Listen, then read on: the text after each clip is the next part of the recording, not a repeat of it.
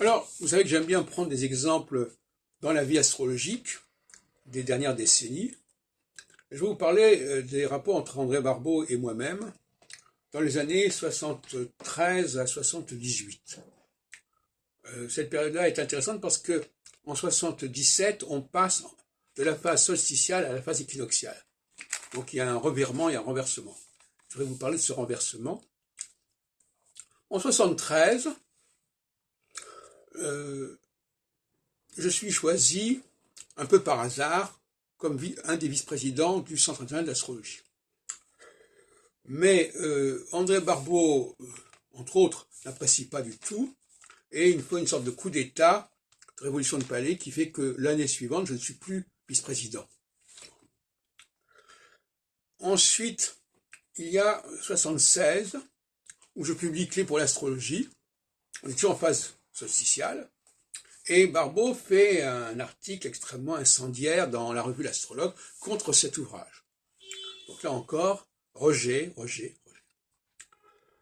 Je fais un procès en diffamation que je perds, je suis débouté. Mais je fais appel. Et là, ce qui se passe, c'est que dans le courant de 77, on bascule de la phase solsticiale à la phase équinoxiale. C'est-à-dire qu'on bascule, on passe sur l'axe, Saturne passe sur l'axe Vierge-Poisson. Et là, qu'est-ce qui se passe? Eh bien, tout simplement, Barbeau est condamné en appel, ainsi que la revue L'Astrologue, qui fait un encart à ce sujet, pour diffamation par voie de presse.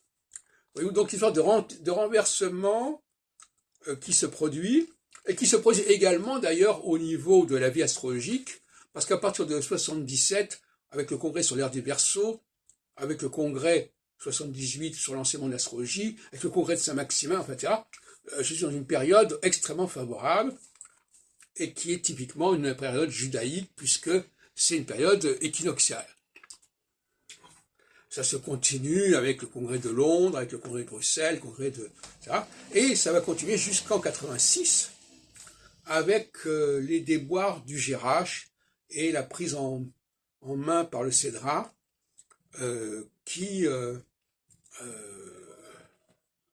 mais en plus de cela, comme je l'ai dit tout à l'heure, c'est une période qui est favorable aux fédérations, puisque en 83-84, Daniel Rousseau, qui est d'origine juive, élabore cette fédération française d'astrologie, et moi-même, dans la foulée aussi, je donne naissance au syndicat national de l'astrologie et de l'enseignement astrologique et à la fédération française, la fédération de l'enseignement astrologique. Donc, voyez-vous, donc cette période équinoxiale, elle est très marquée par le judaïsme et elle est circonscrite avant par une phase solsticiale et après par une autre phase solsticiale, bien évidemment.